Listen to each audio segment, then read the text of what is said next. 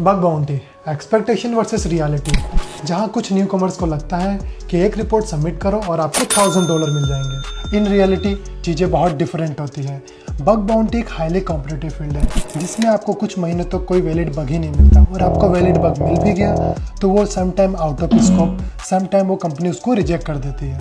और सपोज आपका कोई बग वैलिड है और वो एक्सेप्ट हो भी जाता है तो उसका अमाउंट, रिवॉर्ड अमाउंट $50 से लेके $100 तक रहता है। यानी एक्सपेक्टेशन है लैम्बोर्गिनी की और रियलिटी साइकिल तक लिमिटेड रहते हैं, जिस वजह से बिगिनर्स काफ़ी फ्रस्ट्रेट रहते हैं इस चीज़ों को लेकर। लेकिन इसका मतलब ये नहीं कि बग बाउंटी बेकार है।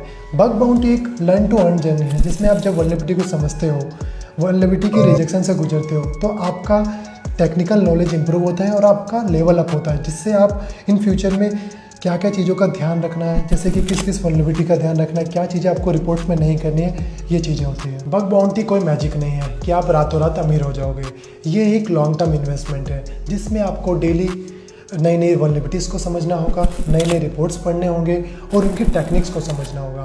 Bug bounty as a beginner आप इसको फुल टाइम नहीं अप्रूव कर सकते हो। हाँ, लेकिन अगर आप लर्निंग पर्पज से बग बाउंटी स्टार्ट कर रहे हो तो ये आपके लिए सबसे बेस्ट हो सकता है। अगर आप एक साइबर सिक्योरिटी स्टूडेंट हो और आपको अपने बग बाउंटी में करियर बनाना है तो आपको इन चीज़ों का ध्यान रखना होगा। आपका नेटवर्क फंडामेंटल पूरा क्लियर होना चाहिए और आपको वल्नरेबिलिटीज़ के बारे में मालूम होना चाहिए। ऐसे और भी इंफॉर्मेशनल कंटेंट के लिए फॉलो करें थ्रेट एक्सप्लोरर को।